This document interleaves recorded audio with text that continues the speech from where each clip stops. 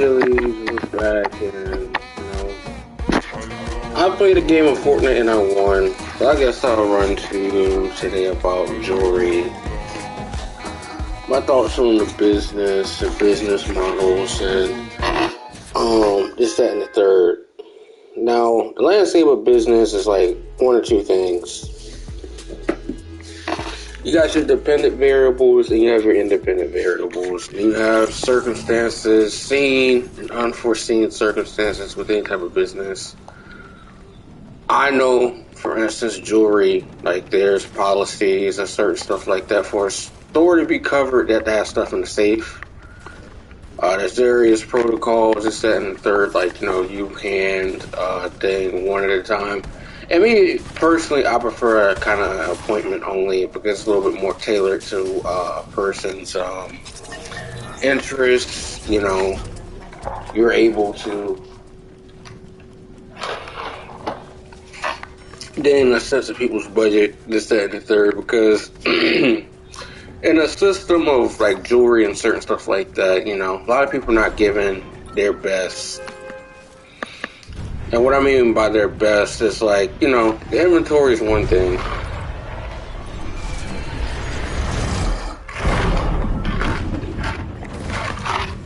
It could be the place and the store. Let me be honest. Like, for instance, I'm not crapping on Cage Jewelers or anything like that. They'll sell somebody a diamond ring for like $13,000 2 carat. And it's like a I2 or I3. That is terrible from a business perspective. You know why that is? An included diamond is not durable for one. It breaks easy. You put it under a microscope, it looks terrible. I mean, I'm certified in grading diamonds, and I'll take my next class in a few days. I'm looking forward to that. So, in perspective with diamonds and jewelry and pretty much watches in a sense, I mean, places have a great deal of inventory. Now, the only problem becomes is when people are not moving inventory and sales targets haven't been made. And if you're in a business model where, or a demanding career where sales is just sales, and you're kind of forced to make a sales for the sales target, you're not necessarily getting the resources and stuff you need to basically win. Let's say someone deals with primarily jewelry or rings, and then all of a sudden for one day they decide to shift somebody to watches, right? A person with no watch background or this, that, and they'll be able to say, but I think people should tell them about features and not something that you read off of like a marking of a paper. So, I mean, you got to know that product. And the only complication you're getting is a date or something like that, or it's a chronograph. You can't even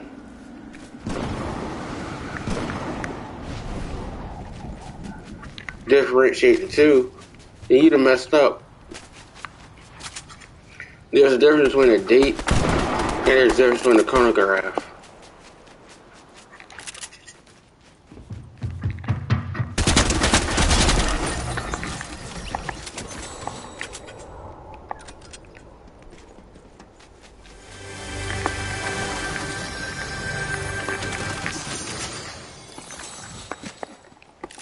Like a date-only watch has just the time and the date.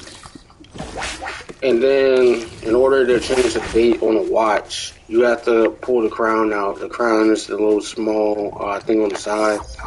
And the crown is not necessarily pulled out a certain way and whatnot. You can damage the watch, you can damage the movement. And then, too, just with the selling point, there's a difference between a Tissot and there's a difference between a Tudor. There's a price point. Like if someone wants to look for a sports watch and they want to look at a watch under, let's say, $3,200, that's around the budget. I think to a certain extent, you're able to pick up a Tudor I would take a Tudor over a Tissot, and I'll tell you why. And again, this is my personal opinion, but at least with a Tissot, it's cheaper. Well, not necessarily cheaper. It don't have the brand recognition. It's not the same type of quality, but it is what you call it of you know, still luxury watch item. I'm not gonna crap on it from that aspect. Brand exists at certain price points, so people can have it. Just like Omega. Omega watches, I'm not a fan. Want to be honest with you, I'm not a fan. That has nothing to do with the price point. I just don't like the watches. It's not aesthetically pleasing to me. But if you have to sell them, I feel like the best way to be authentic is not read something off of an actual, like off a script or paper. No one wants to be talking to an automaton. Like, you know, you just, because the conversation can go off like script, and you know, you'll have to adapt to that. And then, like, you know, when you're not throwing a curveball, you know, you're in a situation where you're trying to sell or close, you're kind of going to be at a, I would say a loss, but it'd be incongruent. Like, from a perspective of business, you gotta be willing to adapt. You might lose a sale. You could have had it, then you mess up because you failed to ask some key critical questions. You might have read something off of a script, and because, you know, someone, you know, just say, we're just looking, we're here for this, let me know if I can help you. What are you looking for? How can I best serve you? We looked around other stores, whatnot, for a diamond ring, 1.5 carat, or like an I2. It's like eye colored or something like that. And let's say places have, you know, $6,000. Number one, I don't think anybody should be spending, let's say, I don't even say people need to be spending $6,000 on an I2. That is way too much money. In the places I know, I'd rather have someone save $4,000, do whatever they want with it. Because I will say, a diamond ring is like one of the most important purchases a person can make in their life to an extent. And I know someone today was talking about, you know, go to a store, you know, ask them for 0.990. Everybody's trying to do that. I think it was Best Go 3. What he said was true about a lab grown. Am I a fan of lab grown? I think it's cheap. I know a jeweler said that a diamond is going to retain 95% of its value. It's not. That's a selling point. But in all honesty, every ring is not durable either. And then you got so many places cutting corners with like jewelry, this, that, and the third, like the center stone, side stone of a ring could fall off or certain stuff like that. Wasn't durable. The prongs hold this stuff. Definitely, there's a lot of different factors that go into pricing. Definitely go into basically sales. Because I know every jewelry store is different, you know, everything is spread out. The least expensive stuff, I mean, that's smart. I mean, any business should have their stuff spread out in the store, like the least expensive stuff in the front and then the stuff all the way in the back. That's good and it's for security purposes. So, I mean, at the end of the day, for me, that's how I think about business. Business is a ever-evolving model. You know, if you don't understand business or you don't have raw data or you don't understand something, you might lose a sale. Or you may not even be in business to a degree. And by a simple, well, I wouldn't say a simple mistake. A small thing that you don't realize will be the difference between whether or not you're in business in the long run.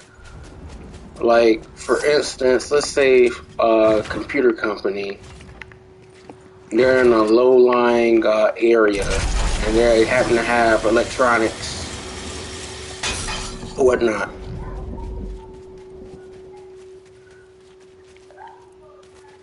the business model for most places is going to have,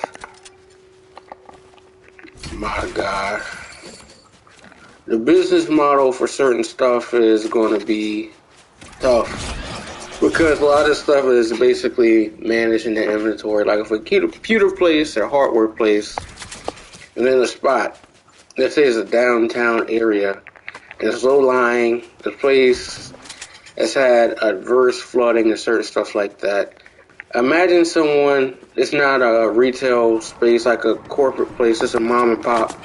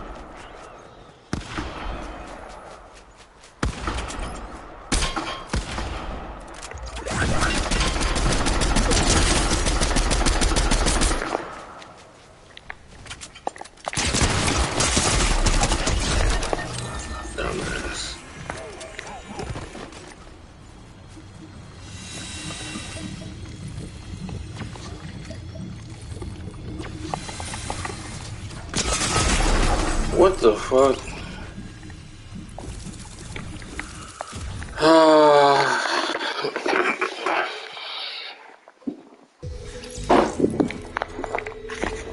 I got popped, but like, yeah. The difference between business today and the business tomorrow is the changes they're able to implement early instead of having to pay for it in the long run. Like, if a computer hardware store is out, like I said, a downtown area, low line and stuff like that, instead of having that inventory on a shelf or something rare, water, I mean, you really don't know. If it's like an earthquake or something like that, hopefully they got insurance. You know, insurance only covers but so much in certain circumstances. And then the biggest problem with computers and pretty much anything is going to have depreciation expense. And let's say someone bought some new stuff, they already have a deal with the manufacturer. But let's say with some other stuff, they got burned. Like, there's difference between Shure microphone and Bose microphones and stuff like that, or vice versa, stereo systems and equipment. You may probably bought too high, that's your business. And let's say for your stuff, a flood comes through and wipes out your stuff and you're unable to calculate your losses, damage your store, and how much, you know, the approximate cost for that is. If you don't have insurance, and insurance is not necessarily comprehensive, fully comprehensive to a certain extent, you're going to be out of business quick. And that's kind of a bad situation to be in, like in terms of business, because on average, I mean, the restaurant business is the profit margins are very slim. If anything, most places have to go and alcohol and booze, there's a market for that. But in all honesty, booze and certain stuff, how I view it, is strictly, I would say, it's not necessarily a loss. Like a place is charging $6.50 to $7 or even $8 for a beer. You could go to the grocery store and get the beers and certain stuff like, a case for $10 where I live at. But for the most part, you know, people, they're going to do is drinking is a social thing. It's a social pastime. Now, the only thing about drinking can only go so far, in my opinion. Like, let's just say, for instance, like if you're at a bar or whatnot, and the tab, let's say you go drinking out with some friends, and you get, how do I put it this way? You probably get $40 worth of food, you with 3 people, and then you didn't pay attention to the stuff, and then the tip is 20%, so that 20%. That's bad. I'm not being cheap, but that's like what 15%. It's $6. So you add that, it's like what, another $10. Not necessarily that bad, but imagine if you go a party of 6 or something like that, and the percentages keep going up. I mean, yes, people are serving you. People need to be able to make a living, but at the same time, you know, the cost of doing business and certain stuff is strictly isn't worth it. Like, for instance, I know places they'll do like a special, like $10 and you get a burger and a beer or something like that, or $13. They have a pairing. The burger's like $8, and they factor the beer. You get a French fries or something like that. I guess that's fine. Or fish and chips and a beer. I mean, that's not my like scene. That's not something I'm interested in. It's one of those variables where, you know, just in doing business, you're going to be able to see, you know, a service, a product. I know the food is good, and that's what people are into. Great for them. But I can't realistically see myself going to an establishment where fish and chips or something like that, and they have shrimp. It's $25, like some fried fish and chips. $25. Just what if I don't really eat seafood like that. I know that sounds crazy. I might eat salmon. I only recently started eating shrimp too, but I think, you know, for the most part, especially with business, I went to a place the other day to get seafood and had me like a red snapper, and the price went up like $4. And realistically, how I'm thinking, I know that people have overhead expenses, they have staff, this, that, and the third, but the thing about business and how I see it, it really wasn't worth the money. Because you think about money-wise, the difference between $4 or $5 in price, there's a whole lot of money in the grand scheme of things. People got to get paid. Cooks, staff, bus boys, these people, they got to get paid. But the food, once people start raising their prices, I said people have profit margin, certain stuff like that. You basically choose whether or not to go and patronize them. Some places are worth patronizing, and other places aren't. I know jewelers or places, to a certain extent, like, you know, on a good day or a good year, they might have someone cater some food or whatnot, but for the most part, I really don't see the businesses or places people choose as a real good, viable option. There's places that may be better served to cater an event, but for the most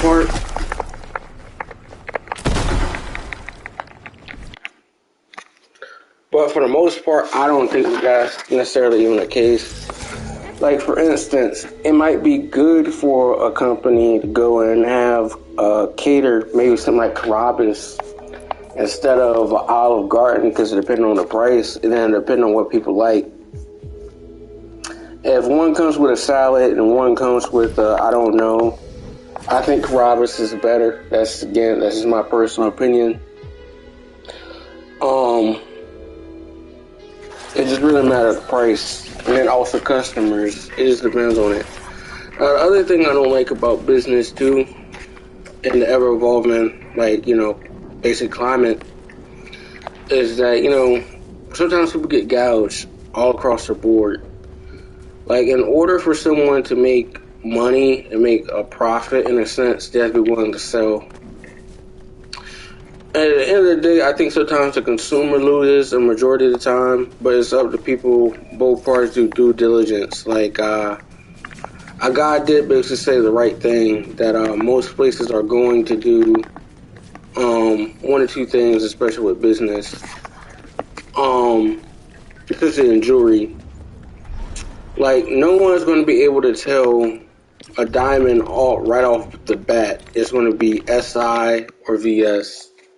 you have to go in a microscope to be able to tell the difference. And then depending on the certs, GIA is the number one lab, I would say, period.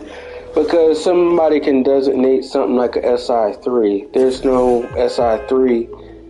GIA is the standard. Other labs, they have EGL, they have IGI, they have other stuff too, other schools. But for the most part, like the auction houses, like Tupac's ring went to GIA, I think in Carlsbad. I go there. It is what it is. Drake bought that ring for $1 million, so I mean, hopefully he don't melt it down, because he melted Pharrell's stuff down. The auction houses and certain stuff like that, they have to make their cut. They'll have, various things go. They'll send stuff out.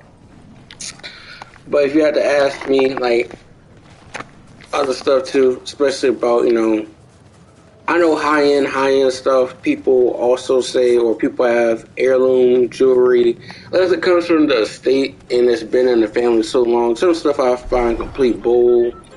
Like if someone says that, this is, like a jeweler says this is something that, the prince or somebody wore. Well, where's the documentation, for one? It could originally may have come from something that could have been in contact, but unless it has documentation and papers or whatnot, even if something simple, like maybe a signature, and long as it's real and authenticated, I feel like it can demand the premium. But the moment it adds something or the set is missing, parts of stuff is missing, and then the story, there could be some truth to it, maybe half truths or something like that, you can't command the premium. Like, let's say someone, like for instance, the Rolex Daytona Arabic dial. There's been Arabic dials only sold in the Middle East. There's only a handful of boutiques with the rappers, the jewelers, and certain stuff like that. They'll go over to these places like New York. They'll source the dials and certain stuff like that. And they'll tell these people that, this Arabic dial, they got it from New York, or they have a family member or something like that in the Middle East. They're able to get it like that. But the person says the actual piece of, like, the watch is factory, it's not. If it's bust down in diamonds, it's not factory, and people can swap dials all the time. And then you're basically paying a premium. I understand if you're going to make money, but the moment that you go and tell someone that's not true to make money off of them, I kind of count that as problematic. And I know someone said that, places, they can charge the premium. I would agree to disagree with that, because the premium sometimes doesn't exist. Like, let's say, for instance, I got a AP Royal Oak Offshore or whatnot. That watch, like, I know people talk about the Volcano, all this type of stuff. People are entitled to make 10% or whatnot. People are entitled to make 10% of profit margins and stuff like that. It's not about who has the biggest inventory, it's about who's able to flip. Now, I understand from a perspective on the jeweler standpoint or the people standpoint that basically they have to make their money. The three most important things that people need to understand when they buy a watch is documentation, box and papers, or bill of sale. And then also, too, how complete the set is. Like, if it has full lengths, or anything like that, like a Rolex. Links could be expensive, and then also too, it's not ethical to tell somebody that a watch is brand new when it's been polished. Some people don't do a great job with polishing, and then sometimes the watches don't even run correctly, or it's losing time, or it's gaining time. In order for a watch to be kind of functional, it has to be a plus or minus 4. That's still good. You have to check that out. You have to basically run and do some tests. You gotta do some other things. You have to make sure the hands and the stuff is original. You have to make sure the dial and stuff matches to a certain extent. And then 2, it's just the cost of doing business. Like, if someone has a good business, are they going to really go and scam somebody for a few dollars? That's the real question I would have to say. is where they scam for a few dollars. For some people, it might be no, and for some people, it might be yes. Like, for instance, I don't necessarily want to name people's business or certain stuff like that when they're doing certain things, but a lot of people cut corners. And by cutting corners, I mean, some people are able to do it, but only for so long. Like, the guy basically said, that's something that I agree with. He said that these jewelers or these people are going and they're having diamonds, CBD, one natural, will be mixed in, and then sometimes they could be getting scammed because they didn't go and check the stuff with a CBD machine like a Yehuda. It would be no problem if it was like one per every, like, I would say, every 100 diamonds, like a parts or something like that, or something small. Or some things, it might be like 25 to 50. You don't know.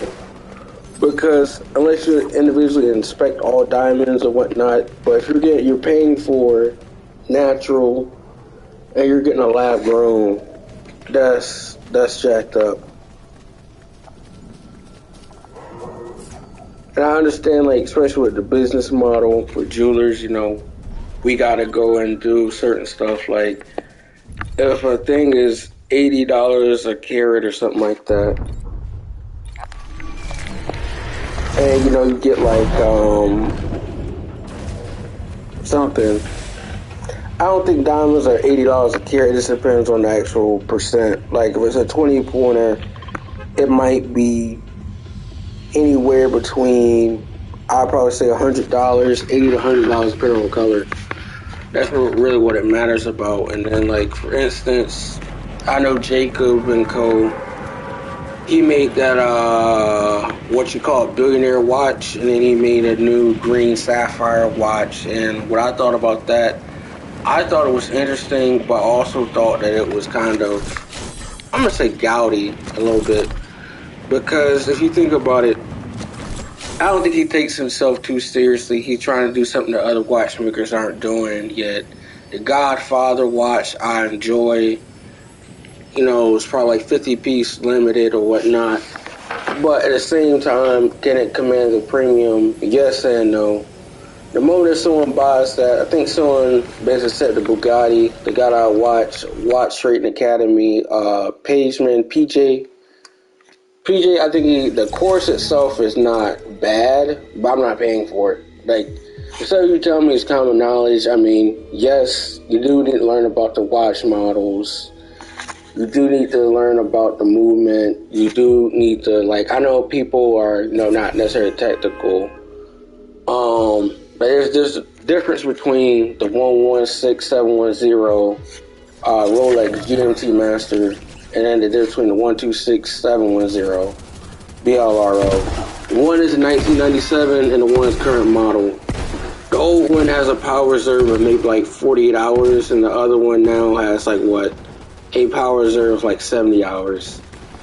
I mean, the difference is in basically the case size and in the lugs and the power reserve. Pretty much in the bezel, and then maybe the dial.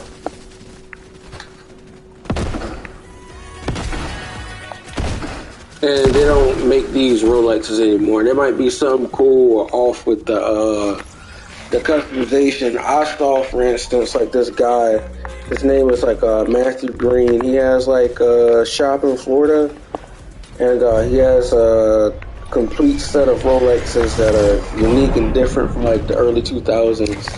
I feel like that's cool, but again, I don't think that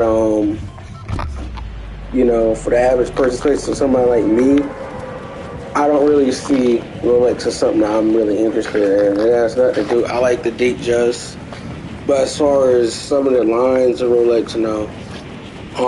The only problem I kind of got too,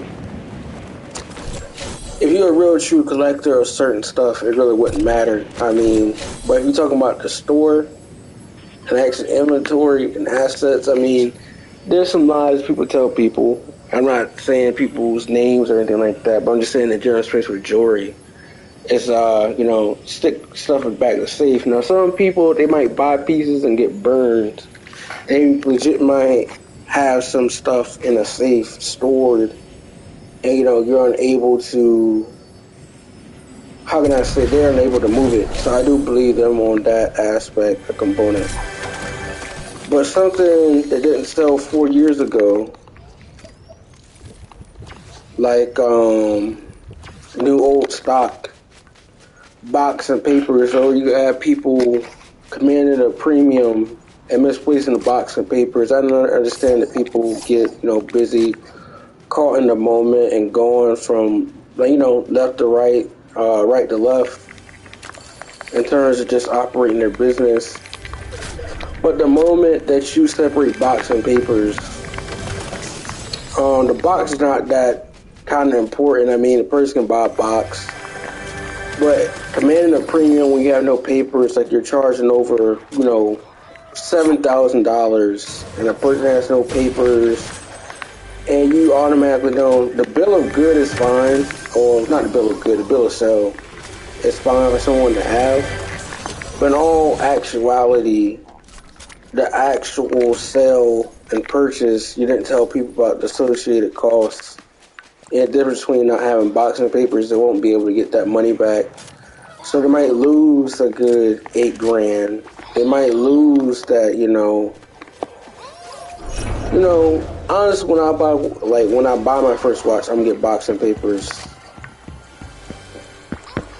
To me, that's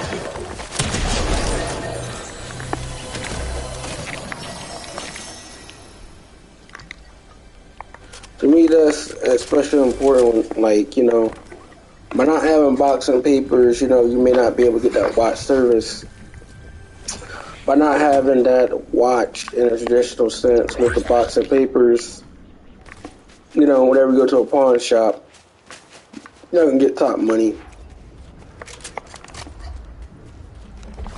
And for somebody to go and spend, 19, or let's say lose or pay an extra $6,000 for a watch that doesn't even have that, I feel like that's problematic, because at the end of the day, I understand there's variables, especially with business.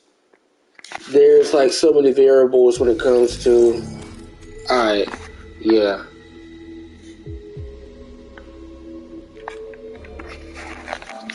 Peace out, y'all. I might do Overwatch, and I'll discuss some